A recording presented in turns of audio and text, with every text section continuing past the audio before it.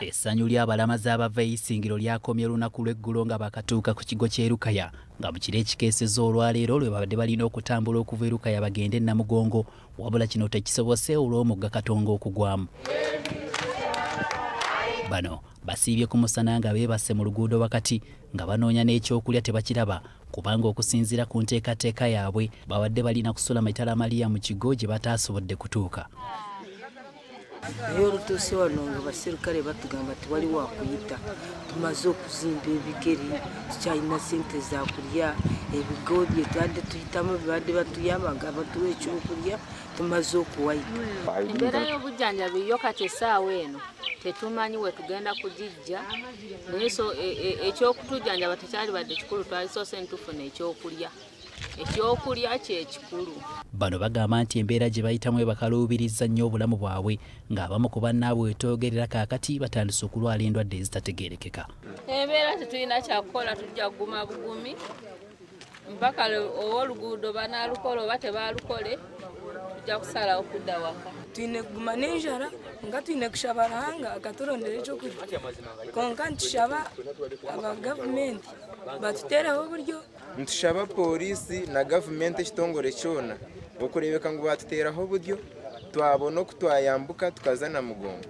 Egyo embeera yoona eyiturumu ningashi eyitwarabamu tuyine kugigumira. Bano babadde bakyali awo ne bannaabwe okuva e Kinkizi ne batuuka, era Reverand Byaruhanga Alfred abakulembeddemu atutegeezezza nti wadde nga babadde bagumidde olugendo naye embeera gye basanze ku kkubo ebakosezza nnyo nga mu kiseera ng'akasana kabagwereddeko ate nga bagenda na kusula bubi. Tushemere kugumizamu n'okwikiza Ruhanga kandi arabaasa kuteeraho oburyo nambwe nitushaba kugira ngu aba gavumenti batuteeraho akatindo k'ebigere zubajuba kize kuramaga.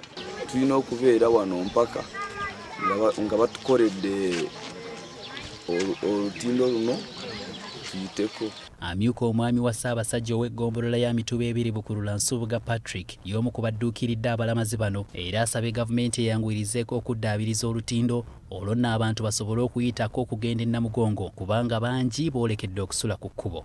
Luno olunaku lumanyikiddwa buli mwaka nga tulina okutambula ate lunaku lukulu nnyo eri ensi yonna.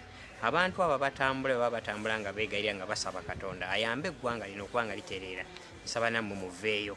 Embeera yonna esobola okukolebwa abantu bonna basobola okuyitawo ababigere basobola okutambula. Bwana mukulu w'ekigo kya St Jude e Lukaya Reverand Kiganda Julius ategeezezza nga bwe bagenda okulabirira abalamazi bano mu kiseera kye banaamala nga bakonkomalidde ku lutindo lwa Katonga.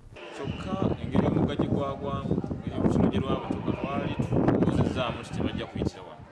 Twaluseebereza nti bajja kuyita Sembabula eri Empigi batuukire Empigi eyongereyo. Abatuuze b'e Lukaya abazze beekolera ensimbi mu balamazi nga babagulako ebyokulya nabo wetoogerera kaakati ge bakaaba ge bakomba olw'okubasanga nga tebakyakola ekibalemesezza nabo okubaako kye beekolerayo. Ffe ng'abantu tunyigirizibwa kubanga okuyita wali ku lutindo lwe bateekawo tewali lyato lya gavumenti amaato g'abantu. Omuntu okutula mu lyato okusaba mutwalo, pikipiki mutwalo, byotwala mutwalo.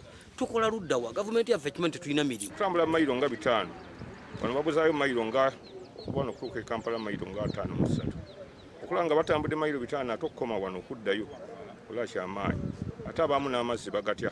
Wetoogerera kaakati tekinnamanyika ddi olutindo luno we lunaggwa olwo abantu basobole okuyitako naddala abatambuza ebigere okugenda e Namugongo era kino kyandikendeeza ku muwendo gw'abalamazi abatambuza ebigere. Hasif Sekiwunga ne Kato Paul BBS Terefayina Ageesigika.